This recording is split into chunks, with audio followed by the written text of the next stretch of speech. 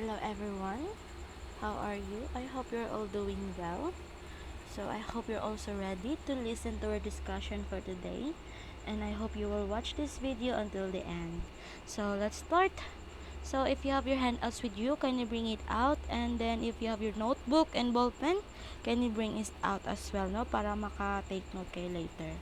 So yan, so hello, welcome to our um, learning discussion. And since we are having our asynchronous class today, no, I will just give this to you as our continuation for our lesson.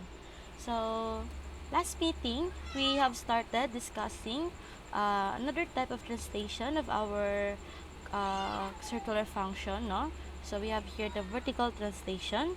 So here, the graph of a function of the form y is equal to c plus f of x is translated vertically compared to the graph of y is equal to f of x. The translation is c units up if c is greater than 0 and is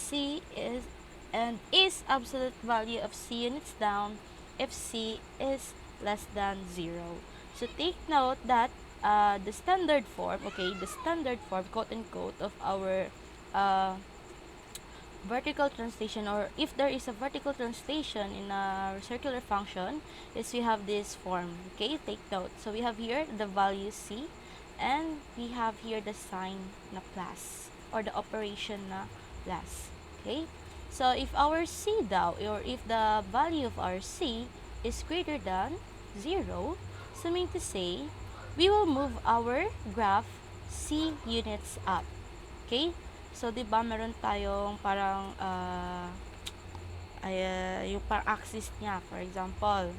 So, ayan, no? So, if we have C value, so, mag-move lang tayo upward. So, like this ating example dito, no?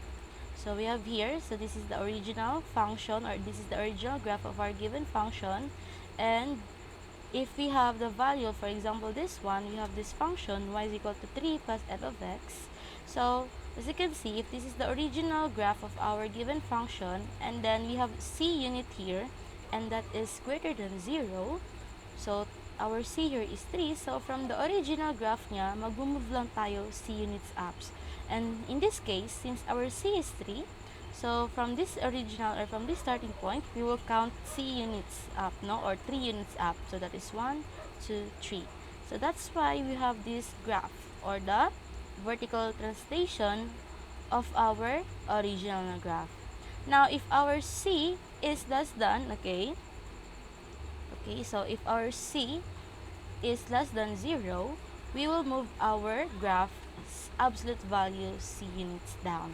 So, for example, here, we have our original graph, and then we have here another function, and that is negative 5 plus f of x. So, our c here is negative 5. So, since we have a sign here na negative, okay, or this is less than 0, so we will move absolute value of c units down here. So, what is the absolute value of negative 5? The absolute value, okay, the absolute value of negative 5 is equal to positive 5. So, that's why if this is the original graph natin, no, we will move absolute value of c down. So, that is 1, 2, 3, 4, 5. And that's why ito ang kanyang, okay, this is its graph. Okay? Sige, let's apply this concept, no, in our given na function. So, we have here the example. Okay, so graph y is equal to 3 minus 2 cosine 3x over 2 periods. Take note, 2 periods siya. Okay? Sige, ano bang first gawin natin dito? So, syempre, in our previous na discussion, no, first is we need to determine ano ang kaniyang period, or ano yung interval na kaniyang period. Okay? Sige. Now, we have here our b na 3. Okay? Or, if we write its interval, so, syempre, we need this inequality sign niya, or inequality. Okay? Kasi hindi naman siya equation, kasi inequality siya. So, it starts from 0, okay, up to, from 0 to 2 pi. But since this is 2 periods, okay, So, hindi dapat tayo mag-start sa 0. But, we will start at negative 2 pi. Okay? Now, with this, we will illustrate its interval using this inequality. And we have here our Vx. Okay, wala naman tayong horizontal translation dito, but we can still get its interval. So, we just need to have this inequality from the starting point na negative 2 pi up to positive 2 pi, and we have here the middle value na 3x. So, saan galing to? Dito lang yan siya. Now, let's evaluate in this first side of our inequality. Okay, dito muna tayo. Now, we have here negative 2 pi is less than or equal to 3x. And since we're solving for the value of x, so we need to divide both sides by 3. And our 3 here will be cancelled. So, our x here, okay, the value of our x that is greater than or equal to negative 2 pi. Ayan. So, our x should be greater than or equal to negative 2 pi over 3. Now, the other side of our equation or inequality naman is we have 3x. Okay? It's still the same, but they differ from their sign, no? So, our x here is less than or equal to 2 pi over 3. So, meaning to say the interval here is negative 2 pi over 3 up to positive 2 pi over 3. So, after this after natin malaman kung ano yung kanyang interval, we will divide this interval into 4 equal parts. So, paano nga yun? We will have this parang ating scratch paper, no? So, we have negative 2 pi, the starting value, up to positive 2 pi. So, to get the middle value here, we need to add our lowest value here, the initial, and then itong ating last term here, okay, or last value natin dito. OMG, sorry for that. So, ayan, no? So, we will add this one and this one, and then, after that, i-divide natin sila sa 2. And doing that process, we will get 0, okay? Kasi, what is negative 2 pi over 3 plus 2 pi over 3? That is equal to 0, okay? Then, after that, the middle value here, or the interval between dito, negative 2 pi over 3 tsaka 0, that is equal to negative pi over 3. And dito naman is we get pi over 3. Okay? So, maybe if you're wondering, no, bakit iba yung sa aming handouts, ma'am? Okay? So, pwede naman natin makuha yung nasa handouts ninyo. Kasi, ano ba ang value between 0 and pi over 3. Okay, for instance, dito, that is equal to pi over 6. And dito naman, that is just equal to negative pi over 6. And between pi over 3 at 2 pi over 3, the middle value there is pi over 2. And the same here, we have negative pi over 2. So, mapansin nyo yung mga value natin. So, we have here the interval or the middle value na 0. And then, lahat ng mga values na nandito is mga positive. While yung mga nandito naman is mga negative, right? So, they are just the same. So, tama lang na ito yung mga x values natin under sa 2 periods ng ating if we graph our given function over 2 periods. Okay? So, after natin makuha yung ating x values or yung mga values na nandito, no? So, create tayo ng ating table of values. So, we have here our x, followed by the 3x, and then the 2 cosine x. Ma'am, bakit hindi mo sinali si negative? Okay? So, balik tayo. Ano ba yung standard form ng ating given na vertical translation? Diba? Dapat positive siya. Okay? Sorry for that. So, dapat positive. Okay? Tingnan nyo dito. Okay, medyo nasira ng aking, there's something wrong with my pen. Ayan. Okay na siya. So, dapat, diba, we have c plus f of x.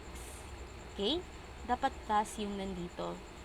So, since minus yung nandito, anong ibig sabihin nun? Yung sign ng ating kasunod is what? It's either positive or negative, okay? Sige. Malaman natin yan later, no? So, after natin ma-evaluate si 2 cosine x, is we will have our, ito, the last one, 3 minus 2 cosine 3x. Okay?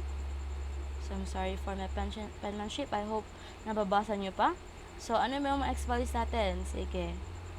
We can just choose this yung nandito, no? Kasi the same na naman sila kung ano yung value na nandito is ganun lang yung nandito din. Or, sa pag-graph natin later, i-reflect na natin. Okay? Sige, ano ba ibig sabihin no? Sige, let's find out later, no?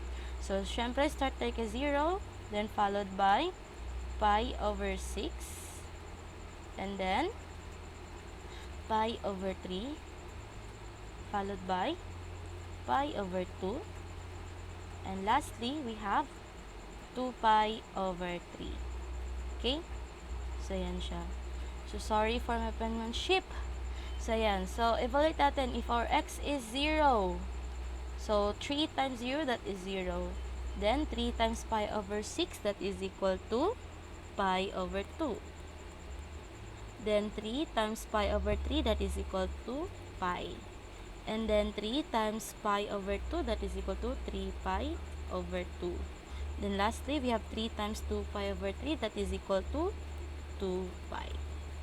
Okay. Now, next is we have cosine. Okay, sorry. Cosine pa pala. Haha. Sorry for that, no? Cosine. And then, last na pala itong si 3 minus 2 cosine 3x. So, yan. So, si cosine 0, that is equal to 1. Cosine pi over 2, that is equal to 0. Cosine pi, that is equal to negative 1. And then, cosine 3 pi over 2, that is 0. And then, cosine 2 pi, that is equal to 1. Okay? I hope nakakasunod pang lahat. Okay, so next we have 2 cosine 3x. So, if i-multiply lang natin, no? So, 2 times 1, that is 2. 2 times 0 is 0. 2 times negative 1, that is negative 2. 2 times 0 is 0. And 2 times 1, that is equal to 2. Okay, so last we have 3 minus 2 cosine 3x. So, 3 times 3 minus 2, that is equal to 1. 3 minus 0, that is equal to 3. And then 3 minus negative 2, that is equal to 5. 3 minus 0, that is equal to 3. And 3 minus 2, that is equal to 1. So, ito yung ating i-graph ngayon. Yung values na nandito at saka ito. Sila yung ipapares natin. Okay? So, with that, if we create or if we make our Cartesian, sorry for that. Okay? So, this will be our given graph. So, we have here 1, 2, 3, 4, and 5. Negative 1, negative 2, negative 3, negative 4, and negative 5. Then, we have here pi over 6, pi over 3, then pi over 2, 2 pi over 3. So, 1, 2, 3, 4. Ayan. 1, 2, 3, 4. So, if we have 0 as our x, ano yung y? That is equal to 1. So, 0, 1. Dito yan siya natin i-graph. Okay? Then, in pi over 6, that is 3. So, dito yan natin siya ipa-plot. Okay. Wait. Oh my goodness. Sorry for that. There's something na pindot ko yung ano ko. Okay? So, yan. Sorry. So, pi over 6, that is equal to 3. Dito yan siya. Then, pi over 3, partner niya is si 5. Then, pi over 2, partner niya is si 3. So, nandito yung point natin. And then, 2 pi over 3, 1. So, we have ito. Sige. So, connect natin yung dots. And this will be the graph. OMG, ang pangit ng graph natin. Okay, connect natin. Okay. Now, how about the other side? So, as you can see, no, itong graph na ito is just one period. Okay? Yung task natin is dapat 2 periods siya. So, anong gawin natin? So, pi over 6. Okay, dito tayo sa side. So, ang opposite niya lang or ang reflection niya ay si negative pi over 6. Then, followed by negative pi over 3. Then, negative pi over 2. And lastly, we have negative 2 pi over 3. Kung ano yung partner ni pi over 6 dito or yung mga x values na nandito, no? Ganun din yung nandito. Okay? So, we have pi over 6, 3. So, negative pi over 6 is just partner niya ay si 3 or yung y niya is 3. Pag negative pi over 3 naman, that is 5, right? Then, kapag negative pi over 2, that is 3. Then, negative 2 pi over 3, that is 1. So, that's why, with this, pwede nating i-connect yung dalawa. And then, we have the second period. Okay? This will be the second period. Or pwede ding this is the first or this is the second. But, ito is one period siya. Okay? So, yan. So, we need to say, if we graph y is equal to 3 minus 2 cosine 3x, ito ang kanyang graph. Okay? Para mas malinis, kumbaga. So you can see, no? Ano nga yung amplitude natin? Paano natin malaman yung amplitude? Diba yung value ng a natin dito? And this is our a, right? And amplitude is dapat absolute value of a. Now here, we have negative 2. So that's why 2 siya. And take note, meron tayong vertical translation na 3 units. Okay? So if this is the starting point, no? Ng ating graph, mag-move tayo 3 units saan? Pataas or pababa? That is pataas kasi positive naman ito. So that's why from 0, first mag-count tayo 3 units up and that is 1, 2, 3. So dito yung kanyang bagong, let's say, tinatawag natin na parang axis niya. Okay? And then kapag mag-start tayo dito sa kanyang axis, okay, bibilangin natin yung kanyang amplitude from here to here. That is 2 units. That is 1, 2. So, ganun pa rin. The same siya, no? Ang amplitude na 2. And then, from here naman, papunta sa baba niya, that is still 2 units. Okay? Nag-shift lang or nag-move lang yung kanyang axis, kumbaga. Kasi meron tayong vertical translation. Okay? So, ganun yung ating process. So, I hope that's clear. Okay? Sige. If you have question, feel free to comment down below or message me. Now, let's proceed. So, we have here, no? Let's try this one. Graph the given function over a 2-period interval. We have here negative 1 minus 2 cosine 5x. Okay. Now, how can we do this? So, syempre, first, we need to determine ang kanyang interval. Okay?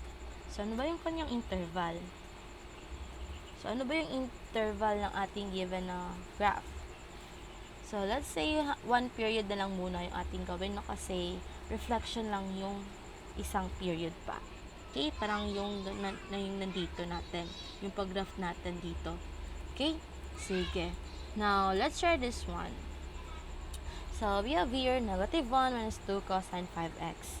Now, what is our interval? So, we have from 0 is less than or equal to 5x but greater than, okay, but less than, okay, 0 is greater than or equal to 5x but less than or equal to 2 pi. Okay? So, divide, okay, may karoon tayo ng separate formula or evaluate natin itong inequalities natin to get the value of x. So, we have 0 is less than or equal to 5x and divide both sides by 5. That is equal to from 0. Okay?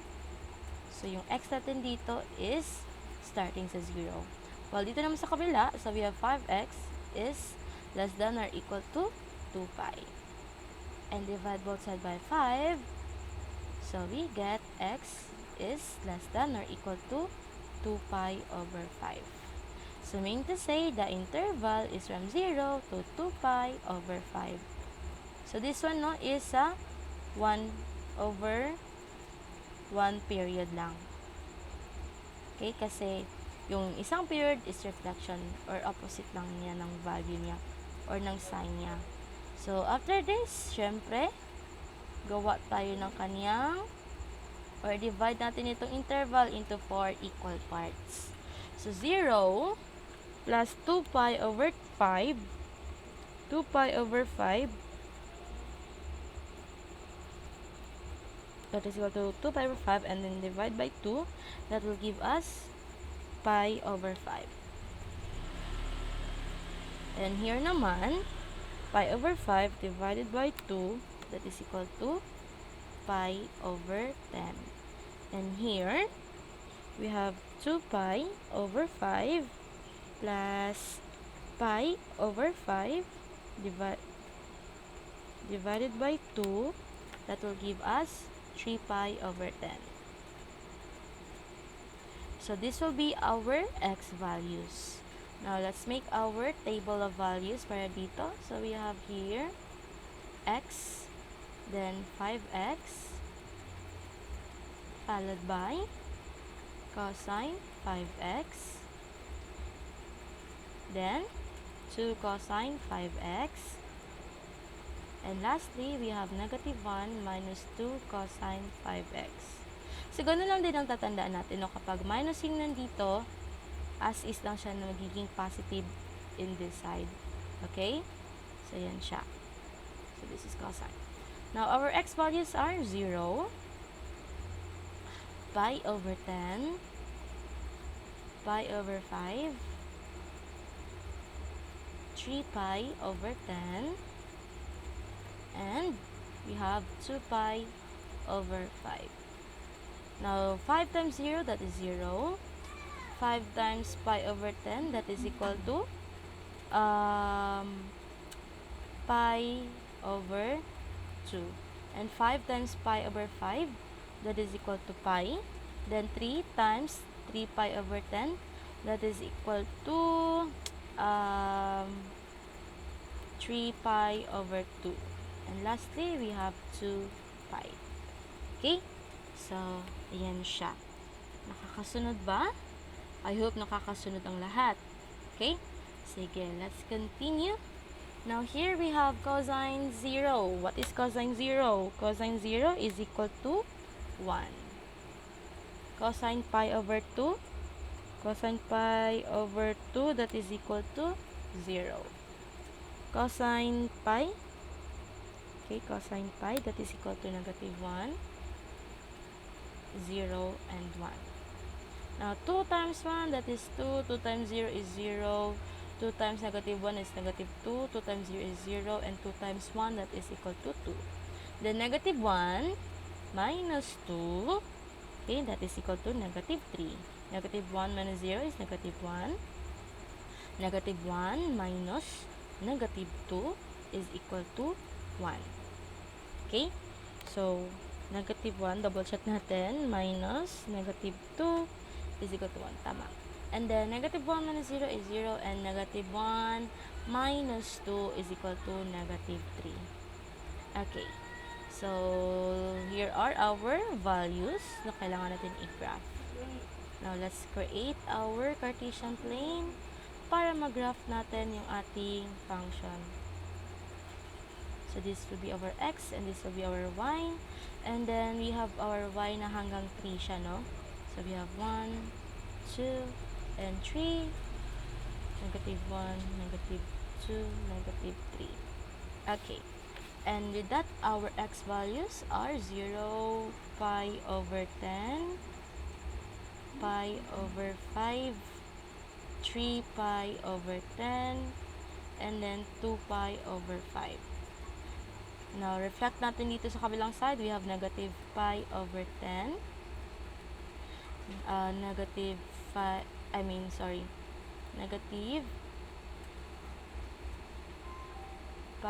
over 5. Negative 3 pi over 10. And we have negative 2 pi over 5.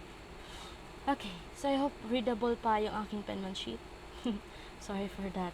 Hindi talaga ako hindi maganda yung penmanship ko.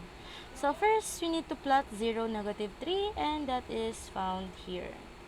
Or dito natin siya ipa-plot. So, sorry for that. 0, negative 3. Then pi over 10, negative 1. Okay, let's choose another color para makita natin later. So, yan. Sorry for that. Pangit yung kay penmanship class. Then, pi over 5, 1. Pi over 5, 1. So, dito yan siya. Then, 3 pi over 10, 0. Then, 2 pi over 5, negative 3. Yan. So, mean to say, if we connect these dots, yan ang kanyang graph. So, pa-invert siya, no? Pabaliktad. Kasi, di ba kapag i-graph natin ng cosine, dapat pa ganito siya. And since negative yung nandito, so that's why inverted yung ating graph. Now, let's connect, no? Yung isang graph na ito, or isang bundok, or isang wave na ito, that is one period. Now, hanapin natin yung kabilang side. So, we have negative pi over 10. Partner niyan, or yung y value niyan, is dapat negative 1. Okay? Then, pi over 5. Negative 5 pi over 5, that is 1. Okay? Then, negative 3 pi over 10, 0. Then, negative 2 pi over 5, negative 3. So, ayan. So, connect natin. And this will be the graph. So, we have here the first period. One period dito. Okay? Then, this will be the another one period. Ayan siya. So, I hope that's clear. So, that's how we graph our given function or cosine function, no? Vertically. Or if it has a vertical translation. Okay? So, if you have any question, feel free to comment down below. And let's see, no? See you sa next part siguro. Okay, patuloy na lang natin kasi we still have remaining time, no? So, medyo kaya pa. Okay. Now, ito naman. I think maingay yung background ko, no? Kasi merong nag-video kay dito sa aming, no? Kapitbahay namin is nagve-video kay. Anong oras na nagve-video kay pa? Okay? So, medyo lakasan ko na lang siguro yung boses ko. Okay? So, I hope hindi kayo ma-distract ng sound na iyon. Okay, so let's proceed. So, here we have the combinations of translation. So, we have here the vertical shift or the vertical translation at saka the horizontal translation. So, a function, okay, focus tayo dito. This came from your handouts. Parang hindi ko na-edit yung slide niya yung nandito. Ay, na-edit ko pala. Wait lang. Hindi pa talaga. Sorry for that. So, ito siya. Sige, parang hindi kayo man-distract. Let me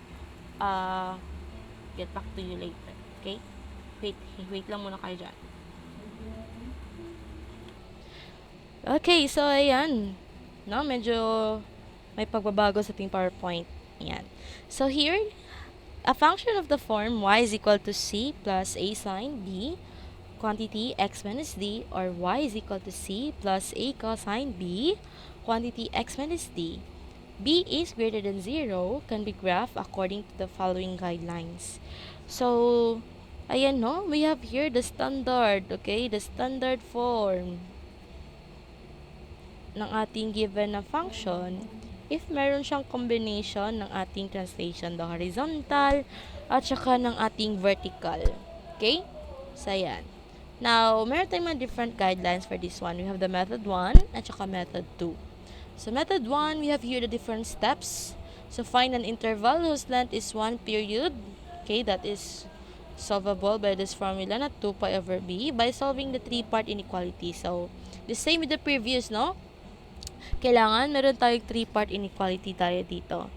Then, after nan malaman yung interval niya, okay, i-divide natin yung ating interval into 4 equal parts. Then, the same with the previous na mga processes natin, no, is evaluate natin yung ating function for each of the 5 x values resulting from step 2.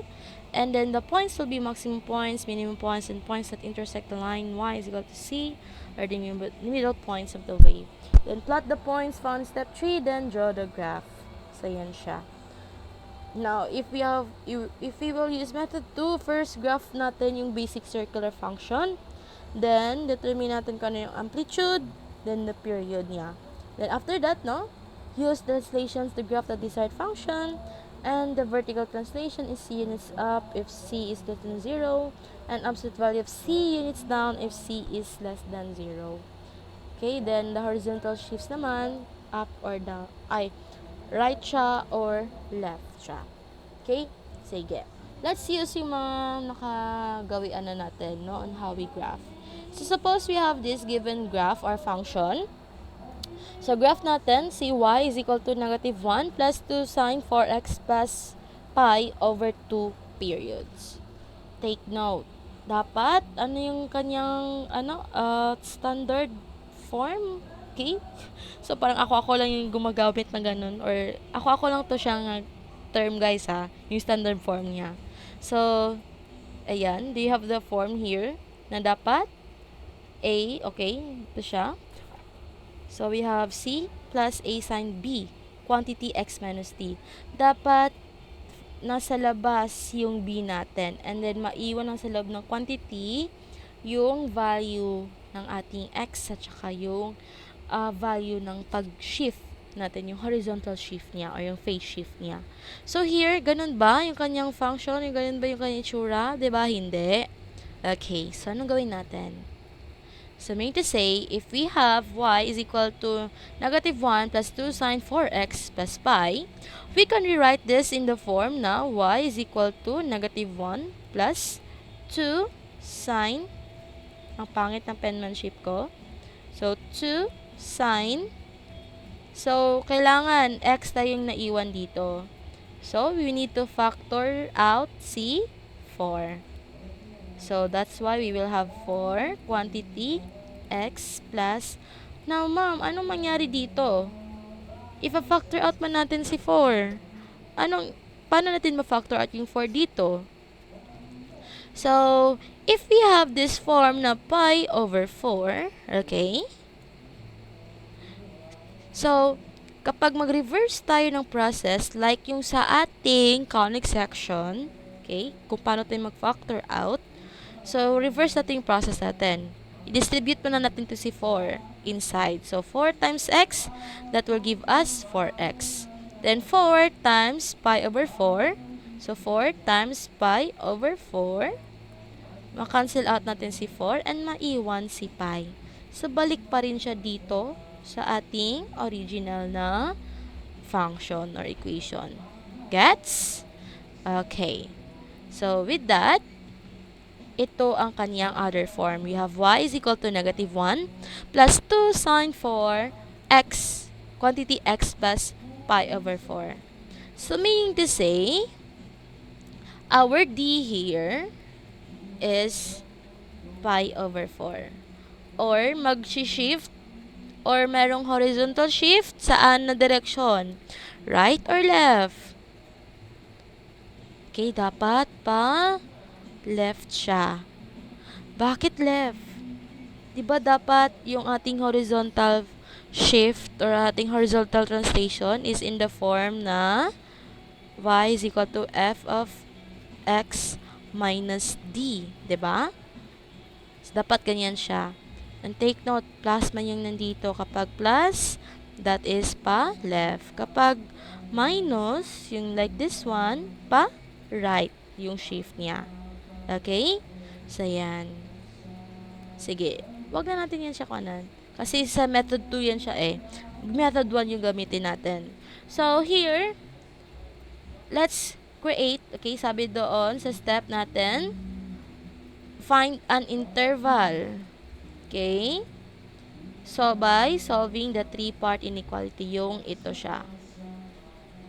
So, here we have our inequality na 0. Okay? Over 2 periods man daw siya. So, let's say, ano lang siya. Like yung mga ginawa natin kanina, no? Na, i-reflect na lang natin kung ano yung value na nasa kabilang side. Okay? Kasi the same lang naman sila. So, here, from 0 to 2 pi, yung ating interval. And then, three-part inequality man daw. So, we have here 4x plus pi over 4. And our inequality sign. Okay. Now, ma'am, bakit may 4 dyan? As you can see, nag-factor out tayo ng 4, di ba? Okay. Now, paano namin masolve yung x natin dito, ma'am? Okay. So, parang ganun pa rin siya, no? Na first, evaluate natin yung side na nandito. So, we have here, 0 is greater than or equal to 4x plus pi over 4. Ma'am, bakit greater than or equal yung pagbasa mo niya? Kasi nandito yung na side yung ating x eh. Okay? Kapag nandito na side yung ating x and then ganito ang kanyang symbol, ang pagbasa natin yan is x is less than or equal to. Okay? Pero kapag nandito yung x natin, yung value, yung hinahanap natin, no? Ang pagbasa natin sa inequality na ito is 0 is less than or equal to x. Or x is, okay, fourth quantity x plus pi over 4 is greater than or equal to 0. Okay. Na ganun din yung sa kabilang side, we have 4 quantity x plus pi over 4 less than or equal to 2 pi. Now, 'di ba, usually yung ginagawa natin is ina-transpose natin yung ating pi over 4 sa kabila. Take note, nasa loob siya ng quantity and meron pa tayong 4 dito. So, to eliminate 4, divide both side by 4. So, that is equal to 0 is less than or equal to x plus pi over 4. Then, transpose si pi over 4 sa kabila. So, we have negative pi over 4 is less than or equal to x. So, the same din, no, yung gawin natin dito sa bilang side na ito. Divide both side by 4. Eliminate si 4. And ang maiwan is we have x plus pi over 4 is less than or equal to what? Okay, that is pi over 2. Then, transpose pi over 4. We have x is less than or equal to pi over 2 minus pi over 4. And x here is less than or equal to what? That is equal to pi over 4. So, meaning to say, the interval here is from negative pi over 4 up to pi over 4. Now, since nalaman na natin ang kanyang interval, so, i-divide natin. Okay, step 2 tayo, divide the interval into 4 equal parts. So, parang ganyan yung ginagawa lang din natin, no? We will have our scratch paper here. Okay? Sorry for that. Then, from negative pi over 4. Oh, my goodness, nawala. Sorry for that. Nasaan na yun? Sorry, class. Sorry. Sorry for that. Sana yun. Nawala na siya. OMG. Ayan. Nasa baba naman kasi masyado. Nasa baba na masyado yung ating interval. Sige, dito na lang. Sa walang side na lang. Sorry for that. Negative pi. Okay, balik tayo. Negative pi over 4 up to pi over 4. So, ano yung middle dito? Anong value dyan? Okay, that is... Wait lang. So, that is equal to... Syempre, what is negative pi over 4 plus pi over 4? Divide 2, that is equal to 0. Then here, that is equal to negative pi over 8. And here, that is pi over 8. Okay. So, with that, our x values ngayon, okay, proceed tayo sa pag-alam or evaluate. Okay, pag-evaluate natin. So, we have here x, then, x plus pi over 4, and, ano sunod? Diba, nag-factor out tayo?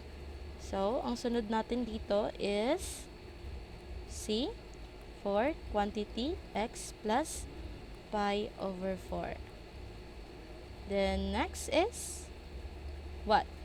Okay, si sine 4x plus pi over 4. Then, what?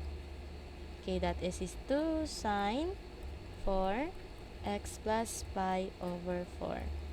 And lastly, is c negative 1 plus 2 sine 4x plus pi over 4. Okay. Masyadong mataas, no? Combination na kasi ni horizontal at saka ni vertical translation. So, we have here our values na negative pi over 4 and negative pi over 8, 0, pi over 8, and pi over 4. Okay. So, with that, no? Ano kaya si x plus pi over 4? Okay, that is equal to 0. Then, what is negative pi over 8? Okay, negative pi over 8 plus pi over 4. That is equal to pi over 8. Then, 0 plus pi over 4, syempre pi over 4 yan siya. Then, pi over 8 plus pi over 4, that is equal to 3 pi over 8. Then, pi over 4 plus pi over 4, that is equal to pi over 2. Nakakasunod pa ba? I hope nakakasunod pa. Sige, let's proceed dito. Since na-evaluate na natin ito siya, no, ang gawin na lang natin is i-multiply natin si 4 sa anumang result na nandito. Okay? So, we have 4 times 0, that is 0. 4 times pi over 8, that is equal to pi over 2. 4 times pi over 4, that is equal to pi. Then, 3 pi over 8 times 4, that is equal to 3 pi over 2. Then, 4 times pi over 2, that is equal to 2 pi.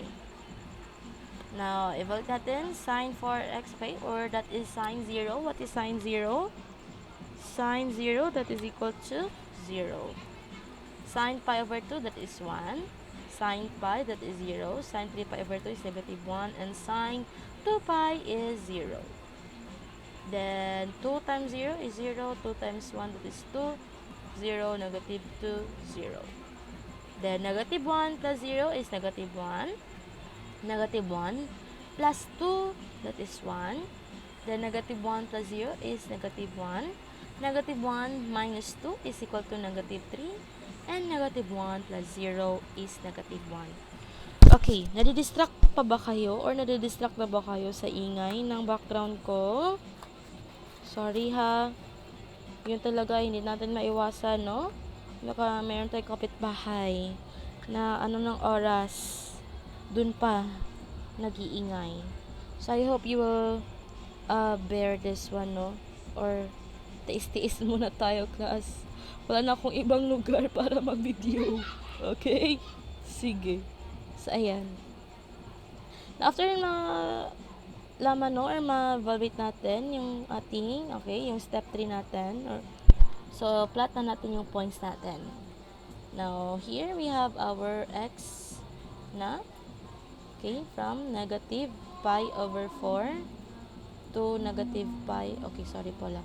Baliktad pala ako, sorry. Sorry naman. Negative pi over 8 and negative pi over 4. 0, pi over 4, ay pi, mali, no? Akong ginakapi, no? Dapat lagi negative pi over 8, negative pi over 4, then pi, 0, pi over 8, and lastly, we have pi over 4. Okay. Then, our y value, so this is our x, and this is our y. Sorry, nakakalimutan ko talaga yan. We have 1 and 2, negative 1, and negative 2. Okay. Gamit tayo ng ibang color. So, here we have negative pi over 4, negative 1.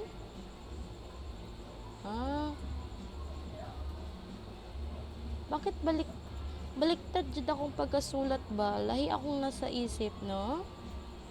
Sorry for that, class. Dapat negative pi over 4, negative pi over 8. Ayan. Okay, klaro na. Tama na. Sige, tama na siya. So, negative pi over 4, negative 1 is nandito yan siya. Then, negative pi over 8, 1. Dito yan siya. Then, 0, negative 1. Nandito yan siya. Na pi over 8, negative... Negative 1 plus negative 2 is equal to negative 3. Tama man, no? Pi over 8. Tama ba? Negative 1. Okay. Okay, negative 3. Okay, dito si negative 3. Sorry for that. Negative pi over 8 is equal to negative 3. So, dito yan siya.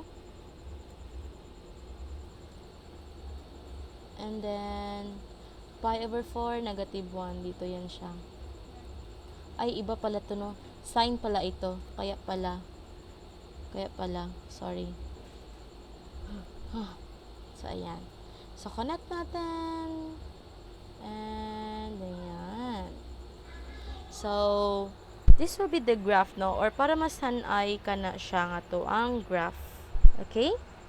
So, if we graph negative 1 plus 2 sine 4x plus pi over 2 periods is ito ang kanyang itsura. Okay? So, yan siya. So, medyo close enough naman siya, no? Sa ating values. So, ginamit kasi natin dito is from 0 to 2 pi lang. So, yan siya. So, okay. So, last is ito. What if we have the given function and then no need na natin i-graph? So, alamin natin ang kanyang amplitude, period, at saka yung phase shift niya if meron siyang phase shift. Okay? Or yung mga shift, yung vertical translation, at saka yung kanyang horizontal translation. So, here, no, this is cosine. Okay? So, we can just use f of x is equal to a cosine bx plus c plus d para malaman natin kung ano ang kanyang amplitude, period, at saka yung mga phase shifts niya. So, here, ano yung amplitude niya? So, since this is our A, no, our amplitude is just the absolute value of A, and that is equal to 4. And ang kanyang horizontal shift, okay, so meron tayong dagdag na formula, no? So, that is C over B. Now, ano yung C natin dito? Sorry, hindi ko pala sulat, no? Yung A natin dito is 4. Yung B natin is what? 1, okay? Our C here is what? Okay. Mali yung notation. Diba dapat kung horizontal shift, diba dapat f of x minus d, diba? So, mali yung notation yung mga ginamit dito. Dapat C over D over B yan siya, class. So, meron ba tayong C? Meron ba tayong vertical shift dito? Diba wala? Yung D natin is pi over 3. Yeah. A, B, C, D. Okay. So, here our amplitude is the absolute value of 4 and that is 4. Yung horizontal shift naman is D over B. So, D natin is, okay, diretso manggod na natin, no? So, D, our D is pi over 3. Then, our B is 1. So, that is just equal to pi over 3. And then, bakit siya pa left? Sabi pa left. Kasi plus yung sign natin dito. So, this is pa left. Okay, pa left ang kanyang shift. Now, ano yung period? So, absolute value of 2 pi over B or that is equal to 2 pi. And since wala tayong C dito, so that's why ang vertical shift natin is 0. Okay? So, yan siya.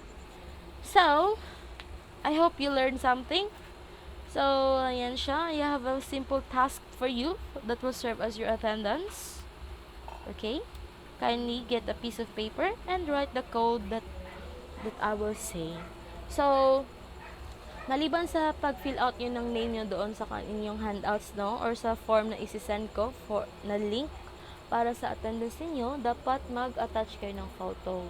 Yung photo ninyo is dapat picture, naka-selfie, na nanonood kayo ng ating lesson. Okay?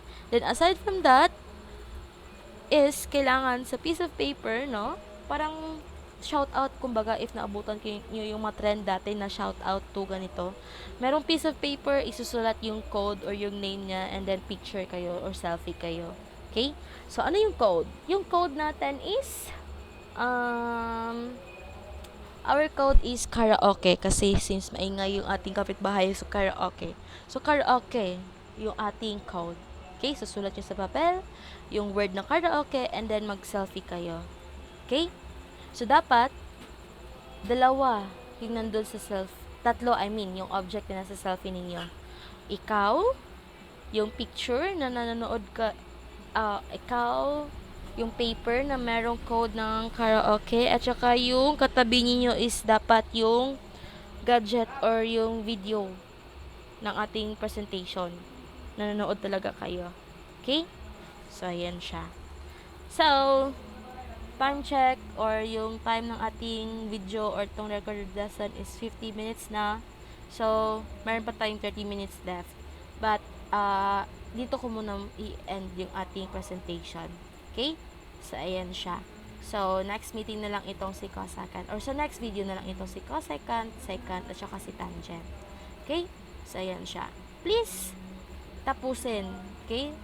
Panoorin nyo hanggang sa dulo yung ating video. Kasi meron pa akong task na ibibigay. Okay? So, ayan siya. So, that's it, everyone. See you sa next video. Goodbye and God bless.